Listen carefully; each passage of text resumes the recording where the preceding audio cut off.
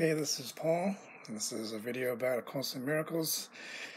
And today I'm inside because it's a little bit too hot. I tried to go outside and there were too many mosquitoes and shit, so...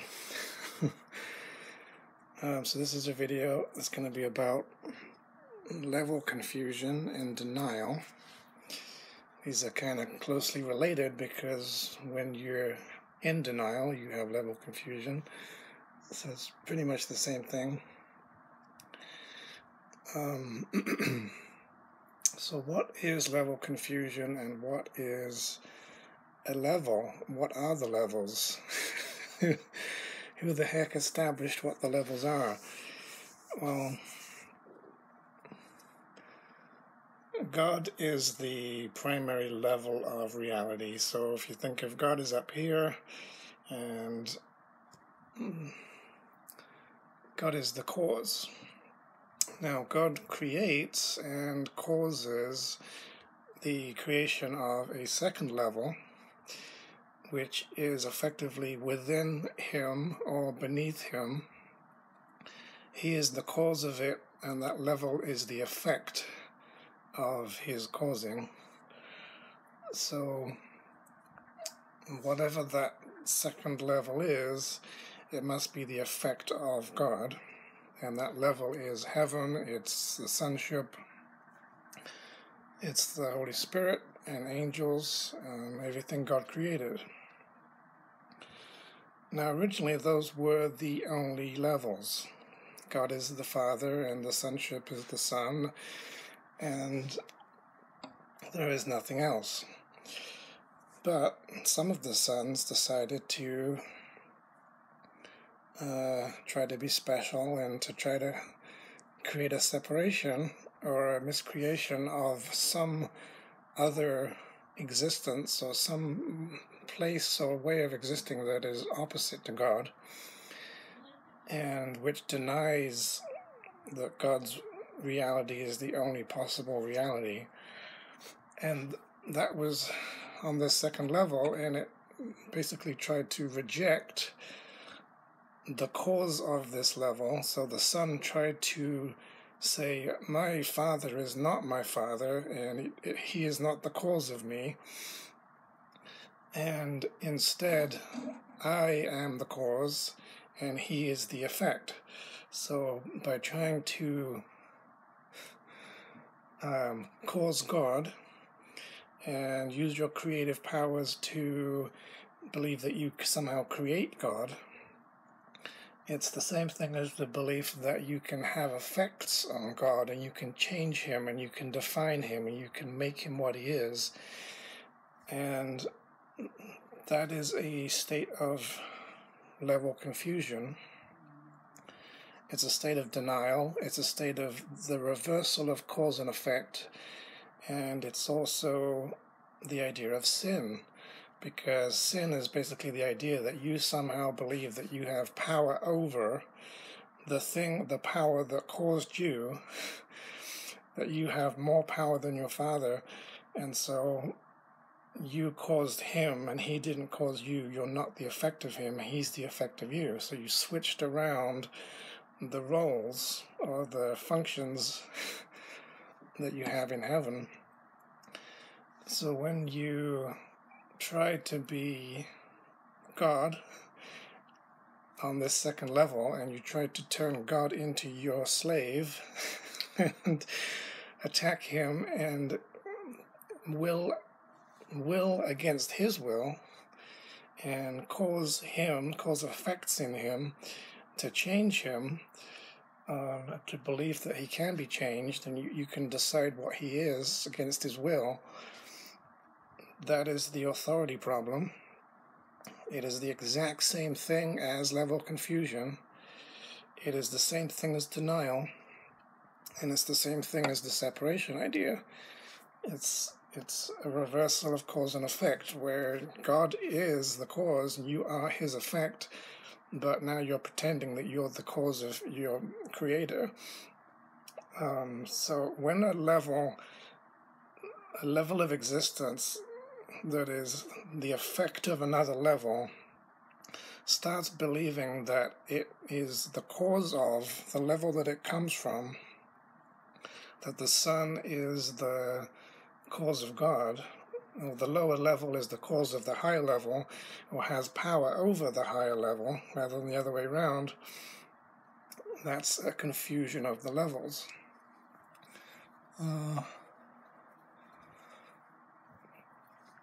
And it carries on from there, because now the son, in his confusion about who his father is, who's your daddy,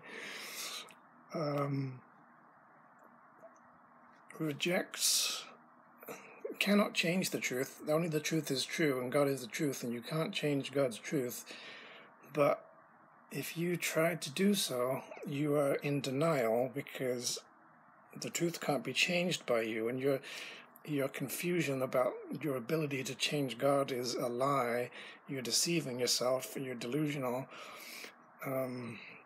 So you're in denial. It's not that you can change God, you cannot cause the higher level to change, but believing that you can, or that you even have, is a state of denial. It's pretending that it's possible, and that's why it produces illusions. It produces an unwillingness to accept the truth, and that unwillingness places your free will in a prison and rejects reality and stops seeing God as your father and starts seeing him as the effect of you.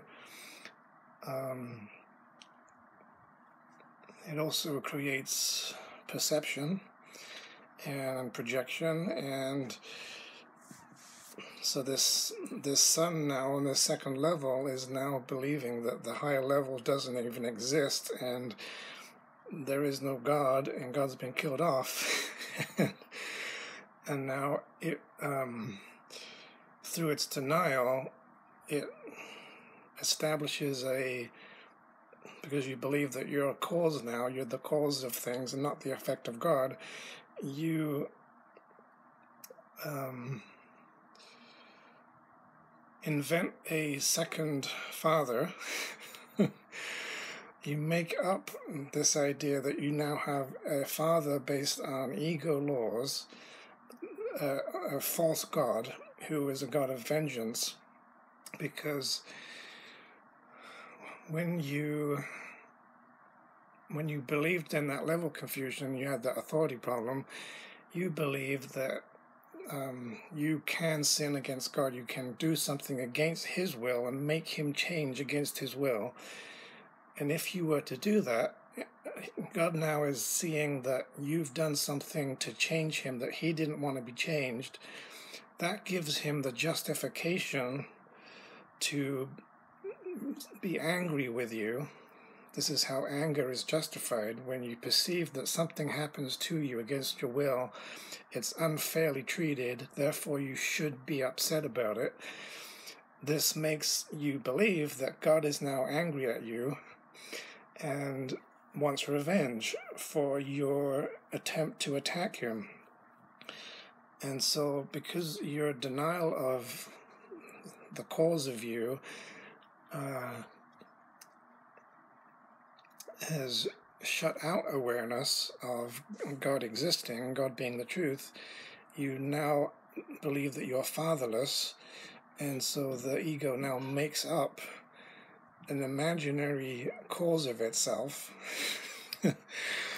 which is this idea of the false God, and the false God is in the image of the ego and not in the image of God's likeness. And it's based on this idea of what God would be like if I had sinned against him. And so if I sinned against him and went against his causal power and caused him, now he's justified in anger. Now he's an angry, wrathful, vengeful God who must be angry at me and must want revenge and must want me dead. And that leads to the death wish. So what you do is you perceive that because you want to believe that you have been successful in sinning against God, God therefore must want revenge and justice for what you did to him, and so there's no hope in that for you to be forgiven, because you, by believing in the sin, by having this level of confusion and believing in having succeeded at pulling off this attack on God, you are now convinced, and you want to be convinced, that God must want you dead and is going to actively try to destroy you, which is completely impossible.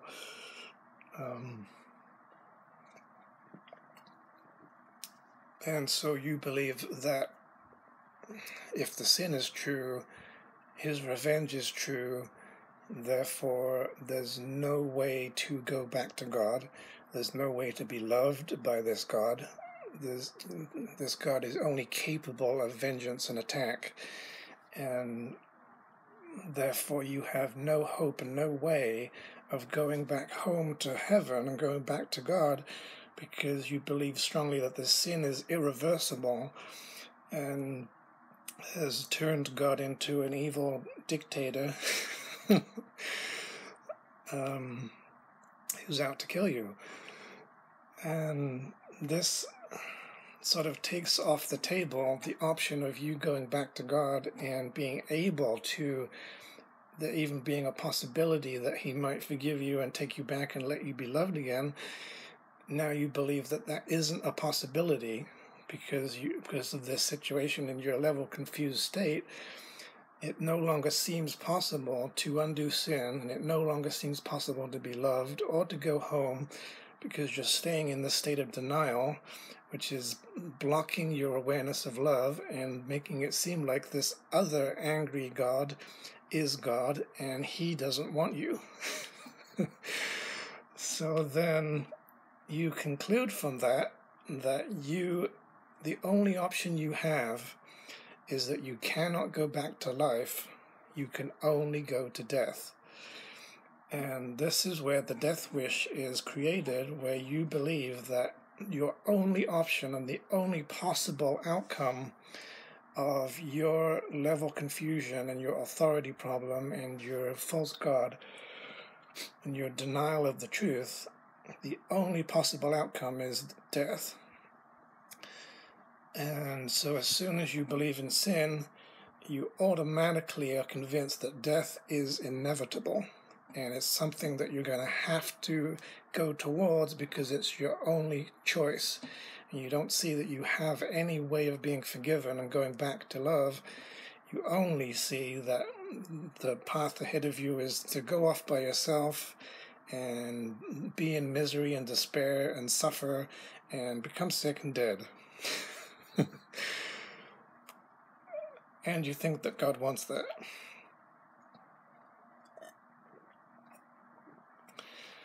So now you're convinced that this false God not only wants you dead, but that by you going towards death, it's not only the only thing you can do, it also is what God seems to want for you.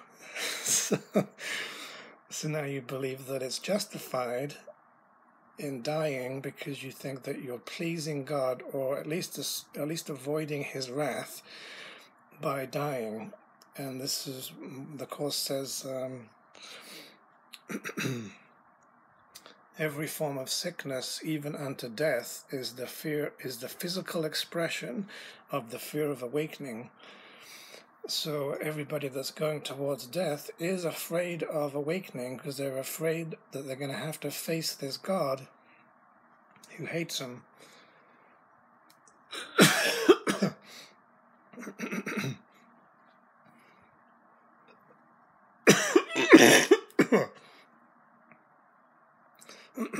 Excuse me. And so you have this fear of waking up that produces death.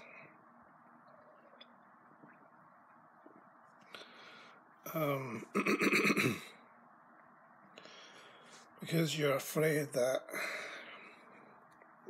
God, in his justified anger, wants you dead, and so you don't want to get close to him, and you don't think it's possible to heal that relationship And so you think the only choice you have in order to protect yourself from God's wrath is to go and kill yourself and commit suicide. And all death is suicide, no matter what it looks like. And it all comes from the death wish. And it's basically your decision that you've decided that it's true that you must die and you must inflict the death yourself and make it happen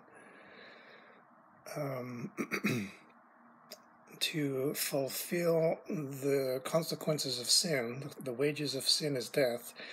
And then it's not even that other people are going to make it happen, or the world's going to make it happen, or the body's going to do it to you, or anything else. Those are all illusions covering up the fact that you believe that you should die. And it's the only thing that makes the death happen. All death is consent. You cannot die without your own consent, and nobody dies unless they choose to do so. But the point at which you choose to do so is the point in which you believe that you have this sin that has caused God to be justified in his vengeance and has taken forgiveness off the table and removed the possibility of going back to love. That was the point where you decided that you're going to die and set about the path of consequences that leads to that state. That's where you chose to make real the only possibility is death, and to make it seem inevitable. And death is not inevitable. The only reason that you chose it is because you thought that there was no other choice. And the only reason you thought there was no choice was because you thought God had this vengeance, wanted you dead. The only reason you thought he wanted you dead was because you thought you'd sinned against him. The only reason you thought you could sin against him was because you were confused. You had level confusion, and you thought that you could be the Father of God and cause him and define him and decide what he is and change the truth and manipulate reality to make it different and opposite to what it is. That's the source of choosing death, is that level confusion, that authority problem, trying to reject the Father, trying not to be the effect of God, trying to cut yourself off from your Creator and be separate from him. Automatically and inevitably leads to death. And that should make simple sense, because God is life, God is eternal life, and if you reject eternal life, you are rejecting life, and it can only produce death. So what that means is, if you don't do that, this is the good part, if you don't do that and you don't be in denial of the truth, and you don't pretend that something else is true that isn't true, and you accept that God has established what's true and you cannot do anything, and you don't want to do anything to change it, if you can accept the atonement and stop fighting with God and stop being opposed to him and stop trying to change his reality, it undoes your belief in sin, which is forgiveness, the recognition that you have not sinned, that sin is impossible, and real sin is impossible. You're only believing in a fake ability to sin when you really can't. You can't change God. You can't change his will. You can't go against his will. You cannot cause him. You have not caused him. He is the cause of you.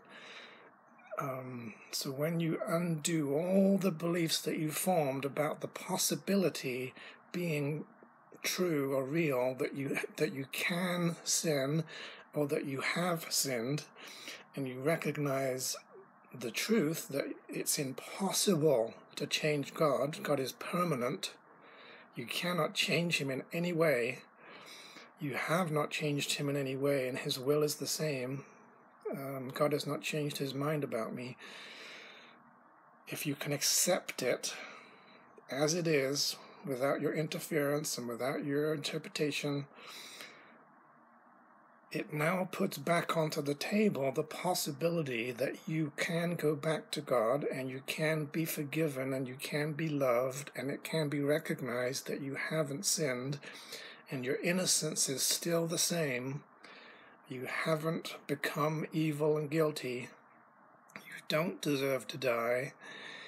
And now, because you actually have a choice, a possibility that you can, if you now want to, choose life, you don't have to go for the inevitable death. You now are free to choose not to die. You can now choose, heaven is a choice I must make. You can now choose to reject and deny death. This is the resurrection. And to choose only life, and to accept only life and reject the illusion of death and all the bullshit about stuff happening to you, and undo this fake God that you think is out to get you. It doesn't even exist. And now that you are willing to trust that God is not going to kill you, and you can see the possibility of going home, and you can recognize that God didn't even condemn you to begin with, and He still loves you, and you are forgiven, which brings tears of joy and relief.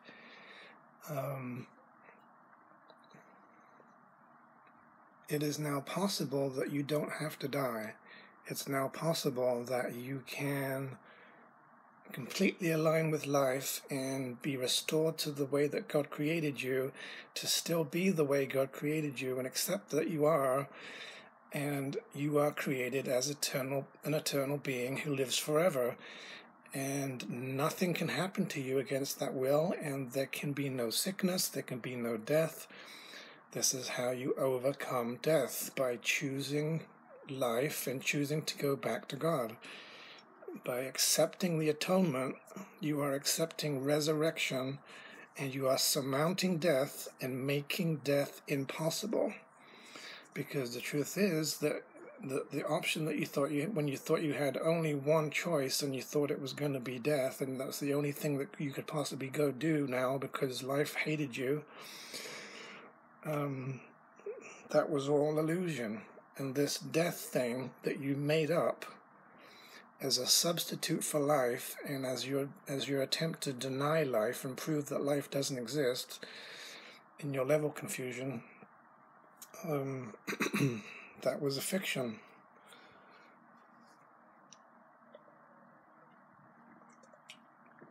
It was a fictional dream that you had of the nightmarish outcome that you thought was going to come from your level confusion and your authority problem,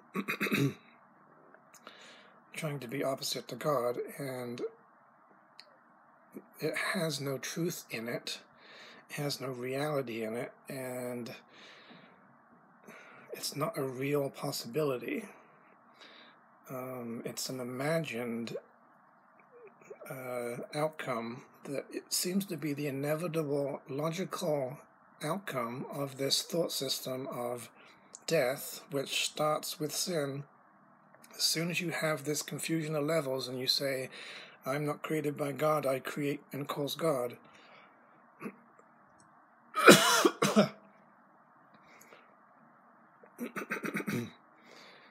which is impossible and which is a lie.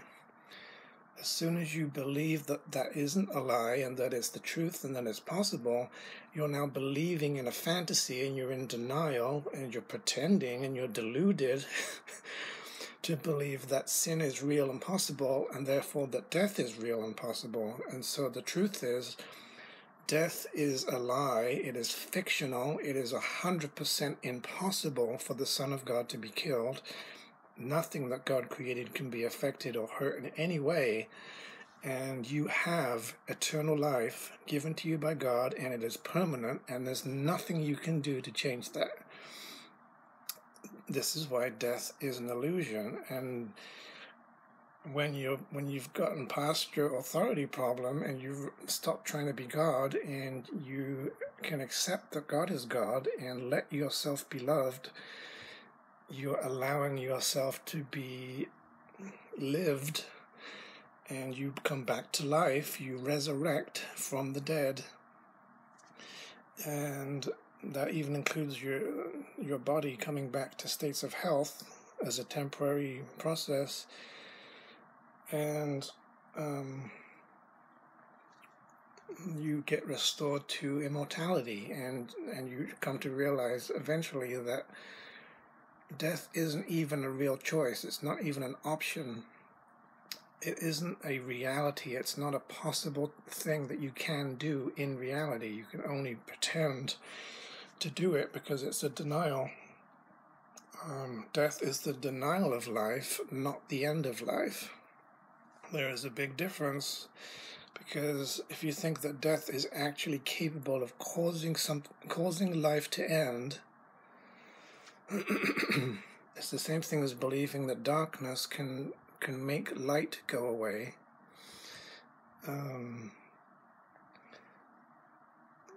Death does not cause the end of life. It only hides and creates an illusion that life has gone.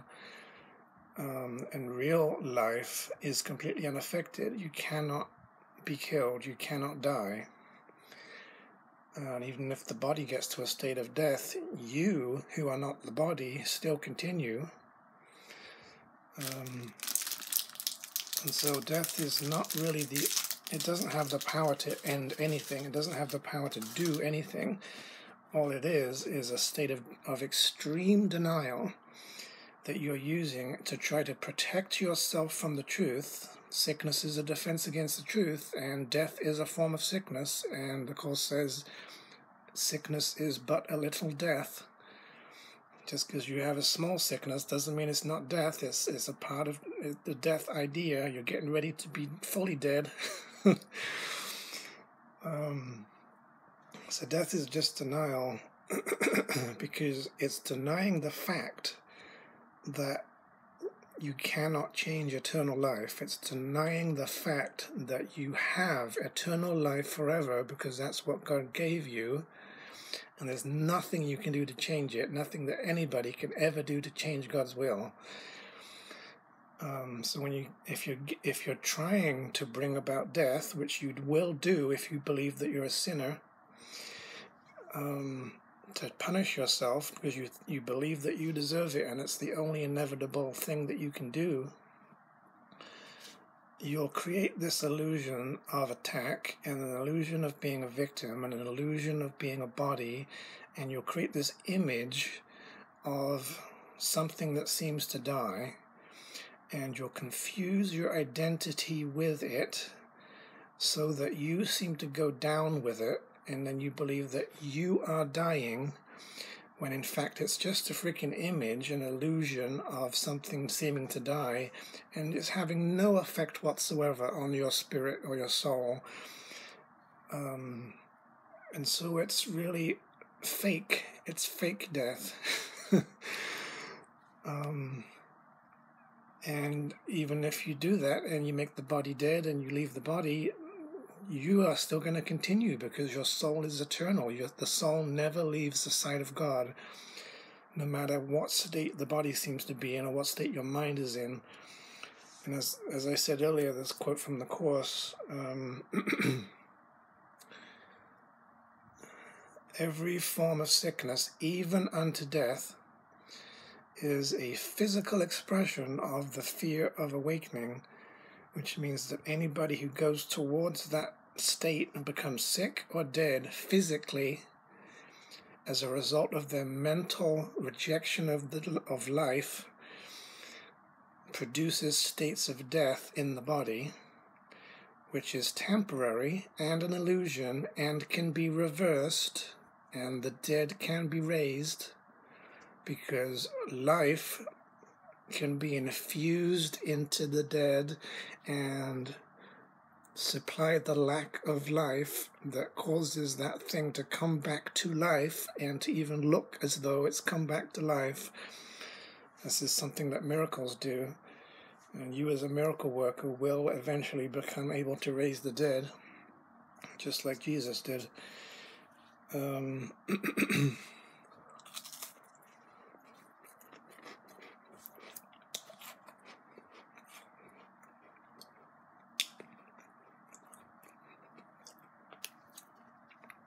So level confusion basically just means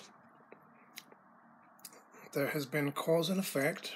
The cause is one level and effect is another level.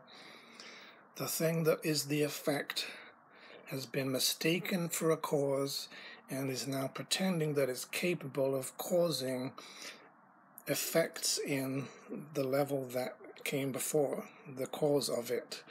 So this plays out in various ways, not just the authority problem. It is also the belief in magic, which is the belief that something outside of you that you put there has the power to affect you. So like in this world, we made this world and put these objects out here and made things happen. We are dreaming this dream and causing this dream to show up with the power of the mind. And then we're turning around and believing that the illusion of causality exists in this effect that we've produced, that we're sort of projecting this movie dream out, and it's creating a world to show up. And then we're saying this world has some kind of power of its own. It's got a mind of its own. It's got a will. It's alive. It's not alive. It's a dream. And believing that this dream can cause you, it can give birth to you by creating your body for you through birth. That's an illusion. That it can hurt you. It can do things to you. That is level confusion, and it's the belief in magic. And the belief in magic is not just the belief that it's got two parts to it. It's the belief that something outside of you that you put there and you're the cause of has the power to cause you in a positive way or a negative way.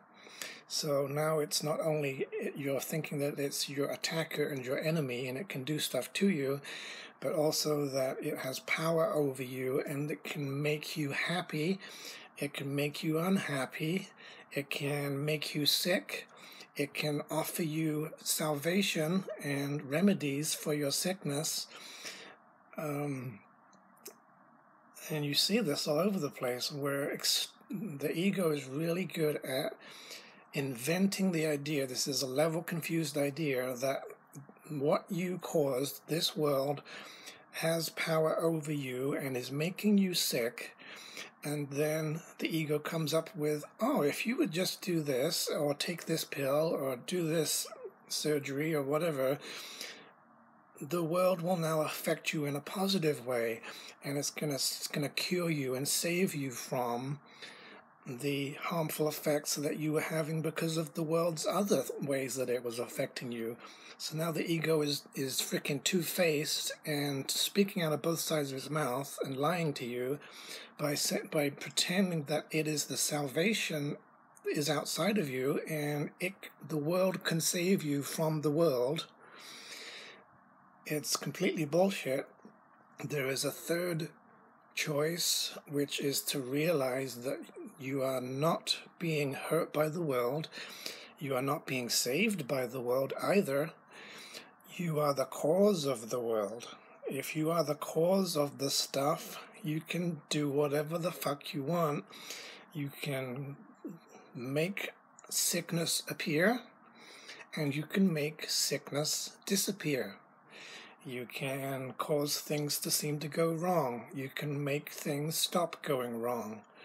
Your mind has the power because you are the dreamer of the world. And so as you shift from the external world is the cause of me, other people are causing me, my brothers are to blame for how I'm feeling, as you shift from that, which is a reversal of cause and effect, because you are the cause of it, not the cause of you. You've got these levels confused. The level that's beneath you, the thing you caused, you're claiming that it has power over you. As you flip that back around and you get causality back into your mind, you are the cause, you're responsible for causing everything you experience. This gives you back your power, and now you have power over the level beneath you, which means that you now have power over the things that you're creating and making. So therefore you are not their effect, and you can change them, and you don't just let them stay as they are. You don't necessarily just say, oh, I'm just going to let my sickness stay. If you're demonstrating sickness, you're trying to prove that your brother is a sinner. It's not a good teaching. You need to show a healed body to represent and be symbolic of a healed mind. Otherwise, you're teaching level confusion and magic. And another way this plays out is the belief that your body causes your mind or has power over the mind. And Jesus says miracles, that the body cannot heal the mind, but the mind can heal the body, proves that the mind must be stronger than the body. And every miracle demonstrates this. So what that's talking about there is the correction of level confusion, where the mind is recognizing it's the cause of the body. The body is caused by the mind. It is projected by the mind. It has no power over the mind. The mind is stronger than the body. And therefore, when you perform a miracle of healing, the mind takes power over the level that's below it and causes it, and it has no power to resist that causality, and therefore it must change and it must be healed. It's a miracle.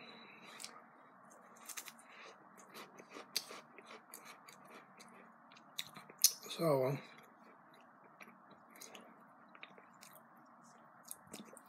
when your mind is confused and you think that you're not cause and you are the effect, you'll start to perceive backwards. This is what distorts your perception. This is how you get from true perception to false perception. When you're in true perception, you recognize you are the cause, you are the dreamer, you are causing all this stuff to show up, you're making it. You are on a level above the battlefield, you're above the world, you are outside of the world, projecting it and the body.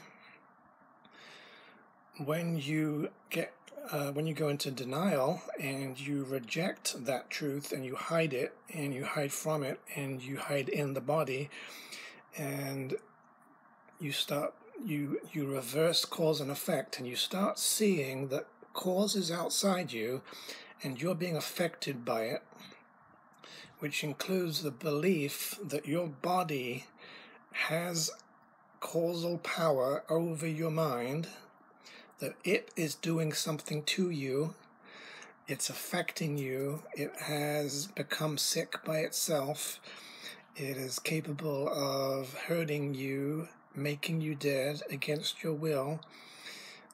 It's getting affected by the environment, and things are happening to it that you're not seeming to put there. That is because your perception is back to front, and you've got level confusion, so you're believing that this body that you are responsible for is causing you against your will, and that you don't have any power to do anything about it, and you can't heal the sickness, and you can't make it go away. And then you start fighting with the sickness without really correcting that, and just believing that this thing is here by its own will, and the body has its own life, and the body has a mind of its own, and it's choosing against your will.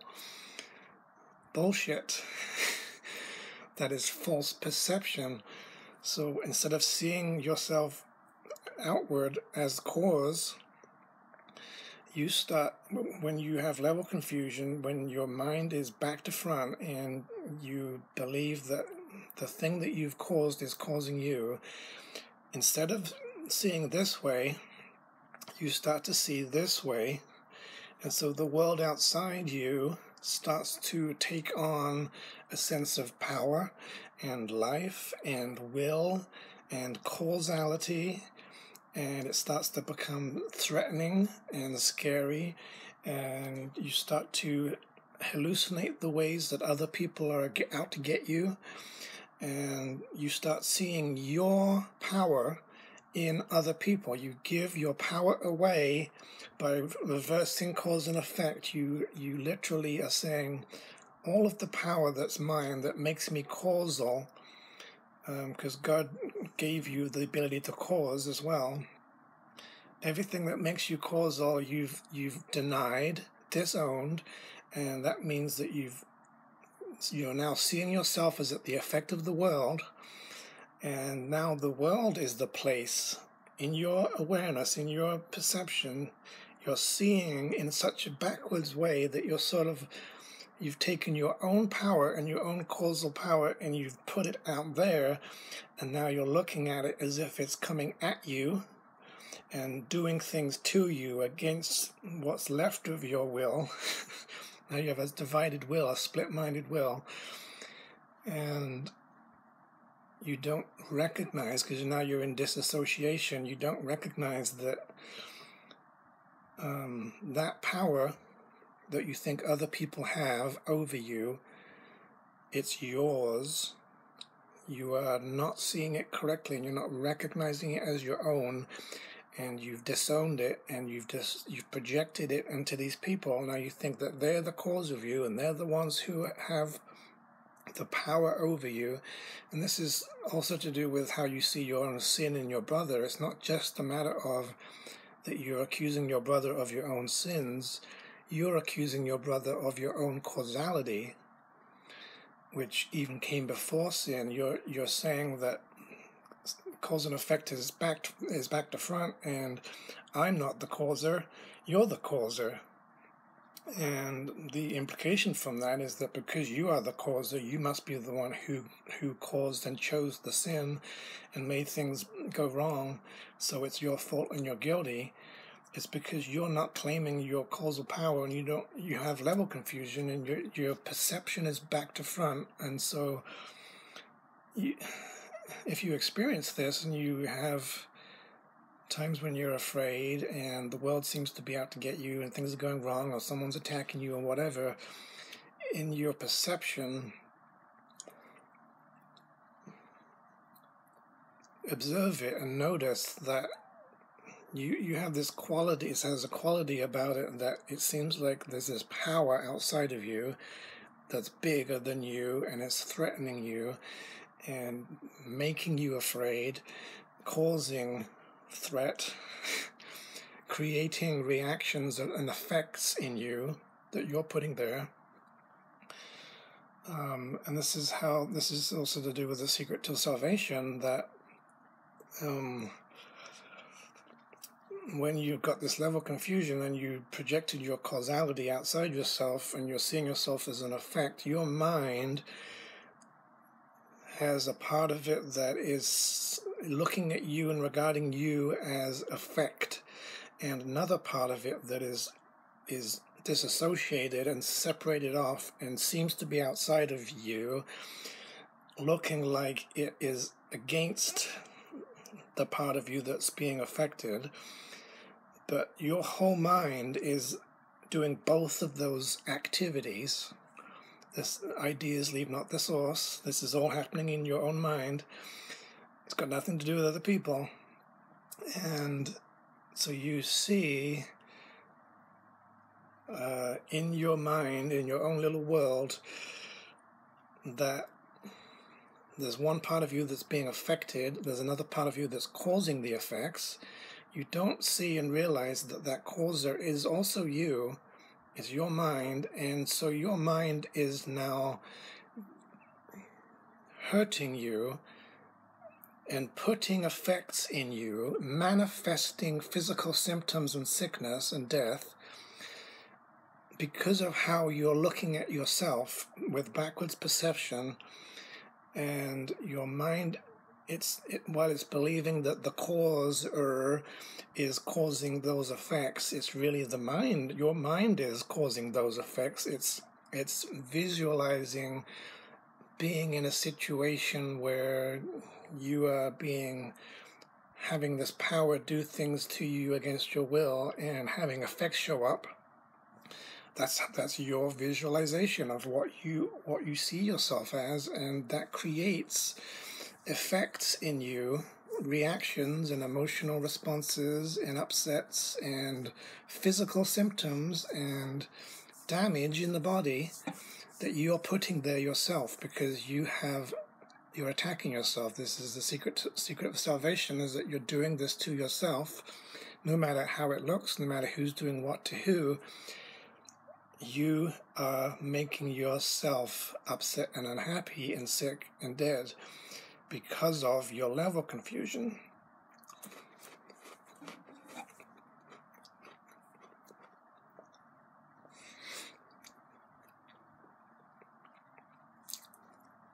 Another thing that happens is when you're in denial and you're having this level of confusion and you've rejected God as your Father, and you don't see Him as the cause of you, you start seeing things outside of you as the cause of you. You start thinking that your neighbors are causing you, and your boss is causing you, and your family members are causing you, and all this stuff in the world is causing you. It's basically that you're saying they are your Father. They are the creator of you. They're the thing that defines what you are and makes you be what you are by its will, causing you to become what they decide you are, even if you don't want to be that. And so when you're thinking that your brother, who is an equal sibling, who is a child of God like you are, because God has many children, when you think that they are the cause of you, you're getting confused about who your Father is. And because you've got this level of confusion and you're thinking God is not my Father, therefore you have to displace the Father role onto these other people and make them be responsible for you. And now you're in a state of level of confusion and denial.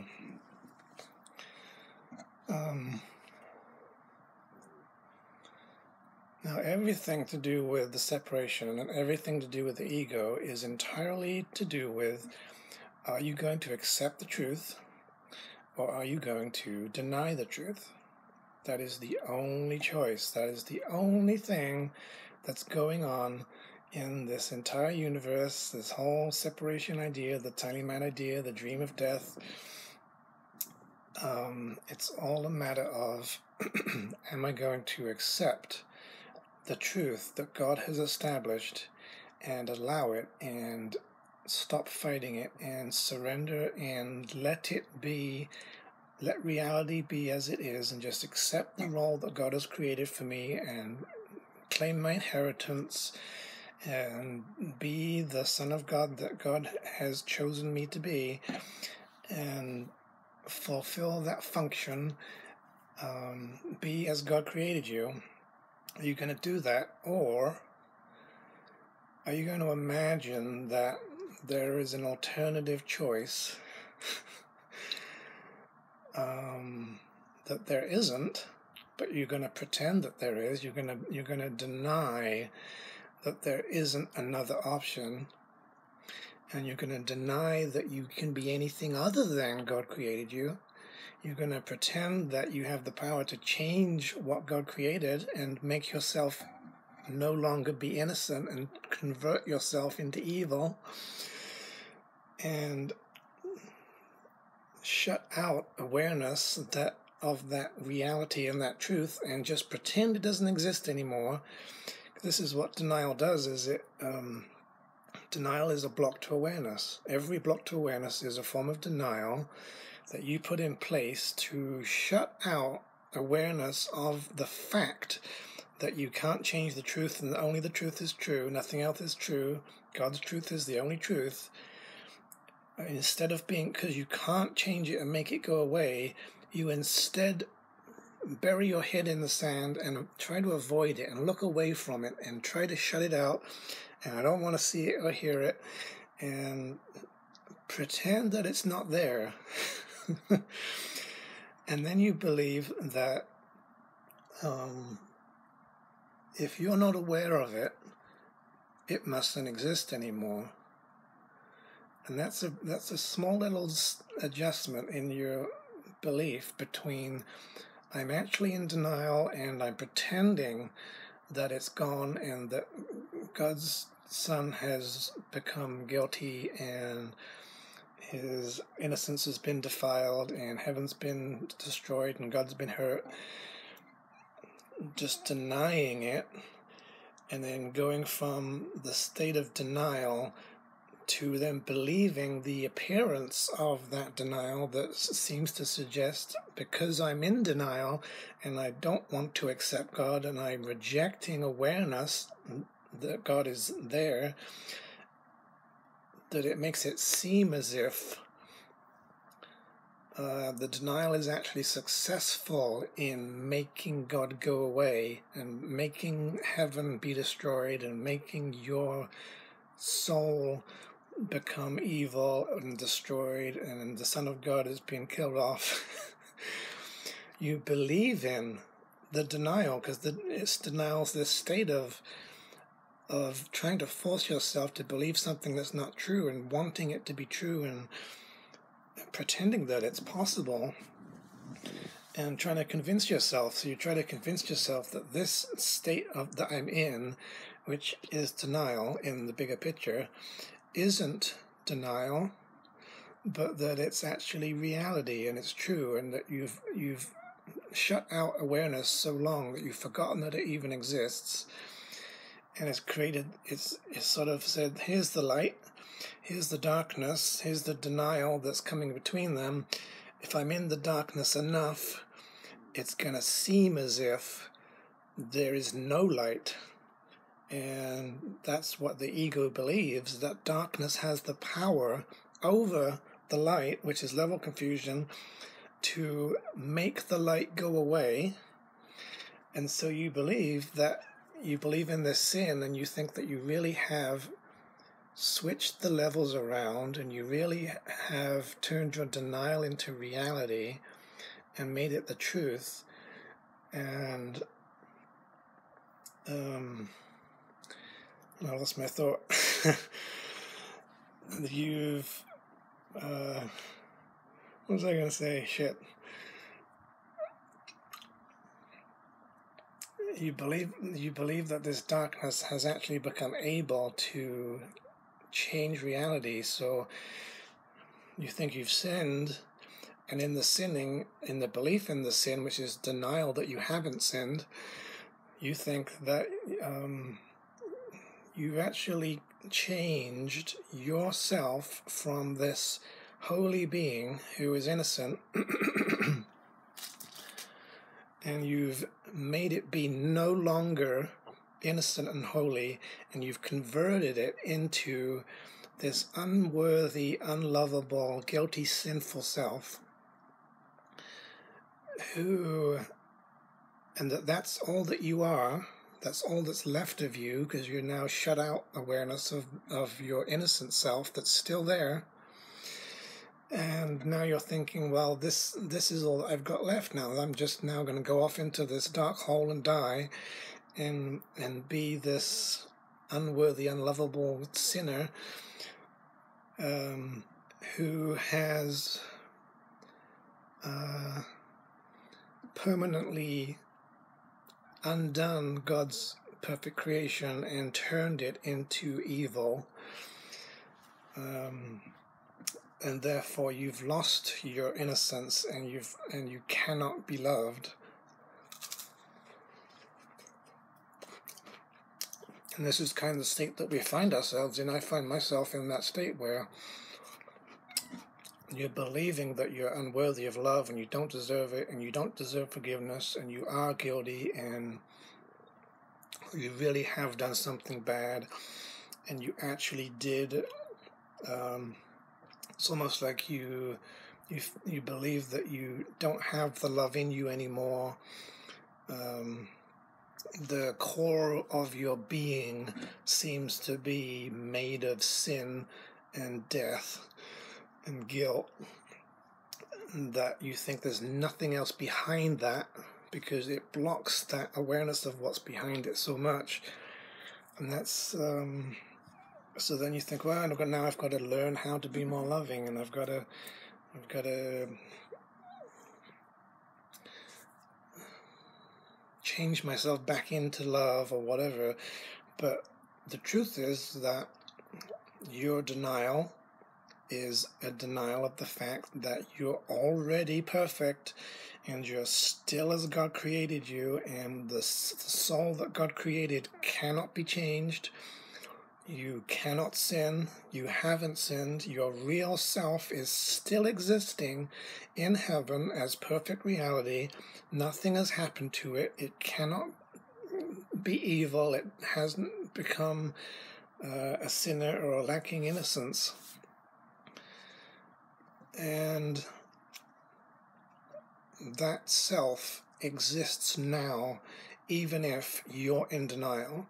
Even if you think you have an ego, even if you think you're still not loving enough, even if you think you're a sinner and you're guilty and you've done things that can never be forgiven, and you're made of sin and death, and you're a body,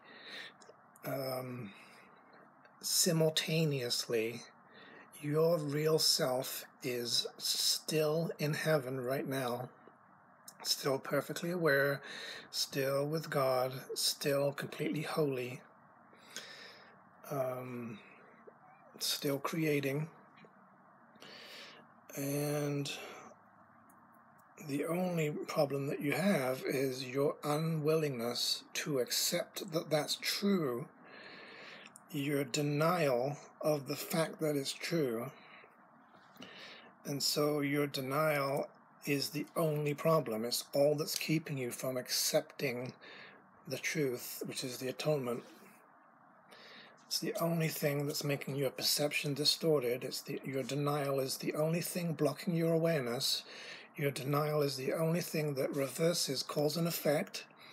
It's the only thing that makes you believe and perceive that you're being victimized by an external causer, by the things that you made, that your dream is suddenly turned against you. Some horror show. It's just denial. You can either accept or you can deny the truth, but you cannot change the truth. So when you have a block to awareness, what that must mean is that you are in denial. Your denial is blocking you from being aware of more of what really exists and what is true. The denial is narrowing your vision, limiting you to the body, reversing your perception, distorting your perception and your perception of what causes what and what is true and what's false. And in order to remove that block to awareness, you have to undo denial. You have to become willing to accept the truth. And that's the only thing that moves you back towards God. It's the only thing that reverses the backwards perception and undoes the cause-effect problem, the authority problem. It is the only kind of forgiveness process that can take you back to the state of forgiveness, which recognizes there's nothing to forgive. So you have to become willing to admit that you don't want God's reality. You have to be willing to admit that you want to be dead rather than own up to the fact that it's not possible. You have to be willing to admit that you don't want to wake up, and you don't want to be loved, and you don't want to be free of your guilt, and you don't want to be healthy, and you don't want to stop suffering, and you don't want to be loved. Because you may have this surface layer of perceiving that you don't really want the sickness, and you want things to be better, and you want to be happy, and you want life to go well, and you want people to stop hurting you, and so on. But those are all forms of denial. They're denying the secret to salvation, that you're doing it to yourself, and that you have hurt yourself, and that your denial is protecting you from the false God's wrath, and you'd rather be suffering than go back to God, and you'd rather be sick than approach the truth that you're afraid of because of your misperception of it, because of your level of confusion. And so sometimes, even though it doesn't seem like it's very helpful, it's helpful to just admit something truthful. Admit the truth that you don't want to admit the truth. Admit that you want to be sick, or you don't want to get rid of the sickness. Or I had a period where I was going through grief, and I did not want to admit that I was having grief. And then as I started letting myself have grief, I did not want to admit that there had been a loss. And that was another form of denial. And then behind that, there was another denial that said, if I admit that there's been a loss, it will cause more loss, because somehow my defending against it and my resisting it, holding on to it, was an attempt to make it not happen and not let it be what it is, trying to control it. And that was denial. And then underneath that, there was a belief that I don't want to let go. I had to admit that I do not want to let go of this, because I have this impression that if I let it go, I'm actually bringing about death. And then underneath that, there was an actual sense of loss, that there had been a loss, and feelings of loss that I hadn't wanted to admit to. And once that was past, I realized even that was denial, because behind the sense of loss, there was the truth that was clearly saying there cannot be a real loss, and what I thought had been lost was never something real to begin with. And Jesus said, hey, you're grieving for the loss of something that you never even had or didn't even exist. And so there's all these levels of denial upon denial upon denial that are blocking awareness and not letting you look at and see clearly what is there. And this is a big problem. When you're unwilling to look, you are in denial. When you're unwilling to question your conscious awareness, because in your conscious awareness, I can be sitting here right now and sort of thinking, well, I think I'm innocent right now and there's nothing really wrong with me. But I'm not aware that I have unconscious guilt that is blocked behind layers of denial, and that denial is literally shutting it out of my awareness, so that when I use my conscious mind to look around me and say, is there any sign of Paul being guilty right now? I don't see any. Therefore, I must be innocent. It's not true, because just because you're not aware that you have stuff buried in your mind doesn't mean it's not there and you can't keep avoiding it. Just because you don't think that there's anything wrong with you doesn't mean you don't believe there is. You have this fake innocence, this fake state where most people live in this state where they're in so much denial that they don't even have conscious awareness of this huge pile of stuff, pain and misery and self-attack and hatred, that they don't even know is there because of the denial. And the denial is reducing their conscious awareness down and making them unable to see and unwilling to see. what is in them, and so they don't think that they have anything wrong with them. And such people will tend to be big scapegoaters and blamers of other people, see themselves as justified in anger because they think that they're innocent, not realizing that they have unconscious guilt that is attacking them and using people to hurt themselves.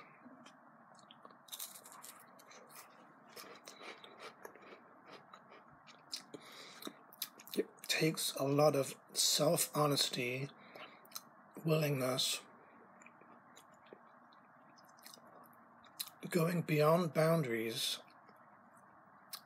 exploring your mind and finding out through honesty and admitting the truth and the willingness to let the truth in, which is an invitation to the Holy Spirit to open the door to this other portion of yourself that you're hiding from, to uncover the stuff that you didn't want to look at, which then comes out, and you'll have releases and crying and all this shit to get it out. The repressed stuff that makes you depressed because you're denying yourself.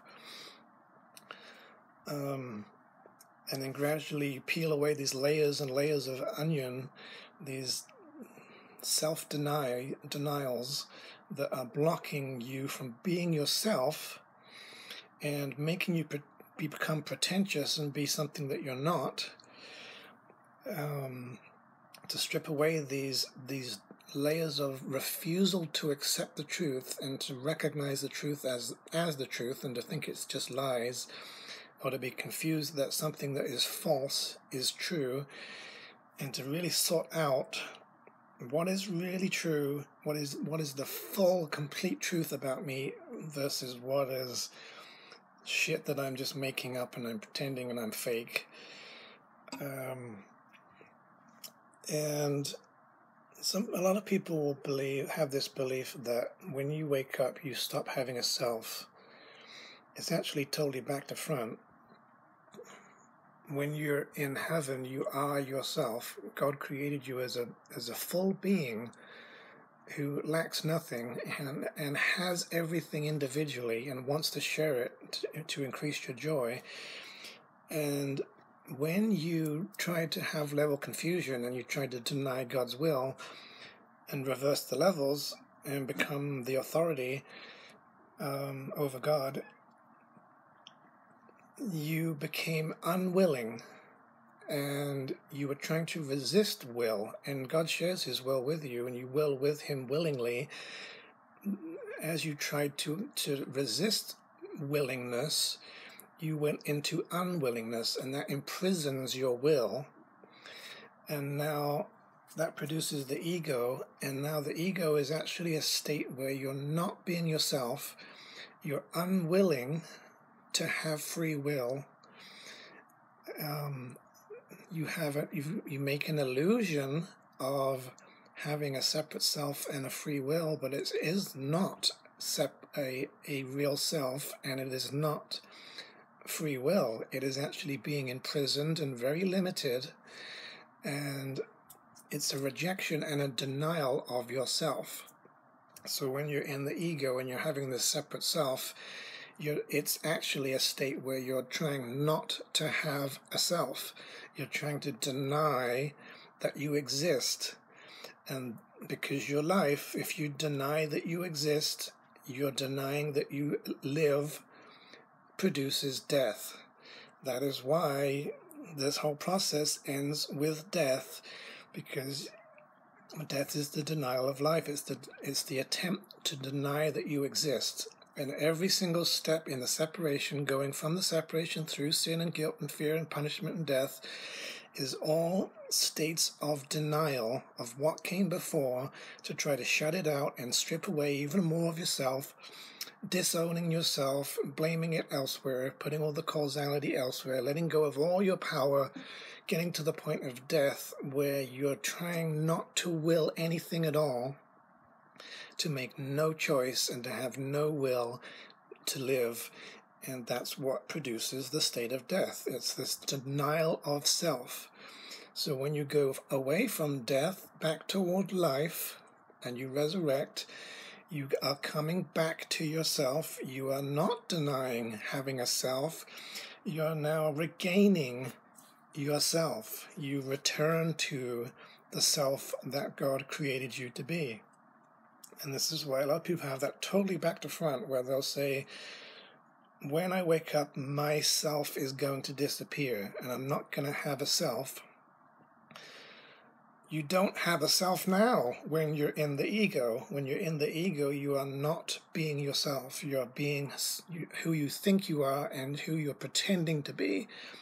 That pretending self, that fake denying self, is not you, and it disappears and reveals, and your sense of self expands, Jesus says, to re-include and reintegrate the parts of you that you've denied, so that you come back to being a whole self, and you wake up to yourself and you regain yourself. You don't lose your identity, you just lose the fake identity that you made up to try to cover up who you are.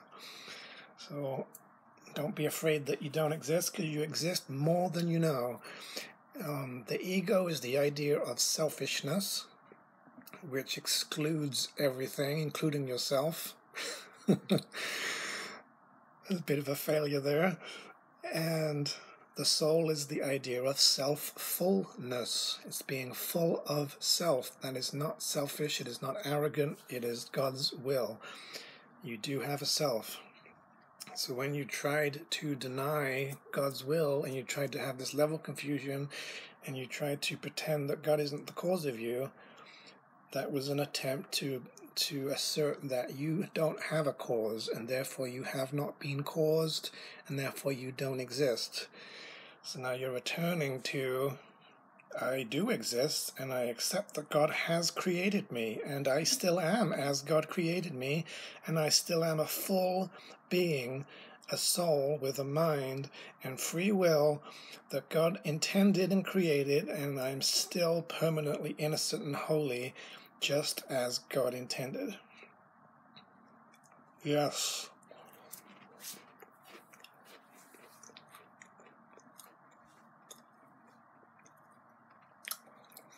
So basically there's God's level, there's God's caused heaven and the Sonship and Holy Spirit and angels. And then within that level we dreamed of another level, the world you see, the physical planet Earth, completely opposite to heaven in every way, tried to make it as an attack on God, to oppose God's will. It is the expression of the idea of sin. It is made of death, and that is the third level. This third level doesn't exist. It's fictional. It is not your home. You don't belong there. You don't exist there. You're not living there. You don't want it. You belong in heaven, where God created you at that level. And many course students have level confusion to various degrees, and some of them have it in different ways, and many of them confuse these basic levels of cause and effect and associate different levels with each other and mix them together. Some people will think that God created the world, which means that the world is now the secondary level, not the third. Some people will say that the real world, which is a correct perception of the third level, is actually heaven, which now means that the second level has now been smushed together with the third level, and now cause and effect have been smushed together, and so now mind doesn't have any power over the world, and now we're fucked. So there's a lot of denial out there, and this is the main basis of a lot of resistance, a lot of arguments, a lot of unwillingness, a lot of closed-mindedness, particularly around anything to do with issues of the fortifications of the ego, which are particularly to do with the body. Is the body real? Does it exist? Is it an illusion? The world. Does the world exist? Is it real? Did God create it? And people have a lot of attachment to these things, identification with these things, denial of the full picture about these things. They'll take some pieces of the Course and skew it to match some ego spiritualized version of the world and ignore other parts. And it's all denial, it's all unwillingness. It's all to do with level confusion, incorrect perception of the Course, incorrect perception of the levels, and an unwillingness to accept the truth. There is no world. The body is a dream. It does not exist. God did not create the body. God did not create this world, this planet, in any way, shape, or form. This is not heaven, and it never will be. You belong elsewhere in the dimension of heaven, out of a body. Don't need a body for anything. The body is a useless pile of shit that we made up to limit ourselves. It doesn't give us anything that we didn't already have, and we already had more than the body restricts.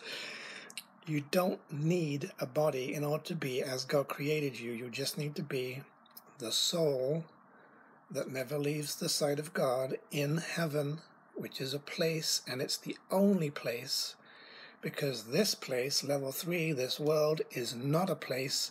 It's the idea of the denial of self. And Jesus says a world that denies its own existence cannot exist when he's talking about the difference between heaven and earth. This world is a denial of existing. So it is not here. It's an illusion of being here as an attempt to prove that it exists. It is false. There is no world. This is one of the things that, of course, people do not want to accept, and they do not want to admit that they don't want to accept it, and they believe that it's not true that there's no world, and that there really is a world, and that God created it, and it's special, and it's permanent, and it's what God intended, and it's full of lovely stuff and death, and they want to keep it because they are in denial. You have to be very, very, very honest with yourself. Otherwise, you will stay in denial and stay asleep and stay unconscious. Only the truth is true. Only the creations of light are real, and there is no life outside of heaven. You are still as God created you, and you have never sinned. That is all truth. This world does not exist. That is the truth. You have to, at some point, put aside the denial and accept it. If you can't accept it, you will keep the world and keep the body and keep yourself separate from God. So it takes willingness to admit this, and there you go. So denial or acceptance, those are your only options. Once you get to acceptance, you recognize that denial is ridiculous and produces states that are completely fictional and don't exist. And the only choice you have is that you don't really have an alternative option, even though you're free to choose, other than heaven. And you're still in heaven, and you're still as God created you, and you're still perfect and whole and holy, and nothing has happened. And you're still with God, and God still loves you. So I'm going to stop there, because I'm running out of storage. And I'll talk to you next time. Hopefully you can hear everything I say. I'm indoors today, and I know the acoustics are a bit different, so love and light, peace and willingness, acceptance, and see you later. Bye.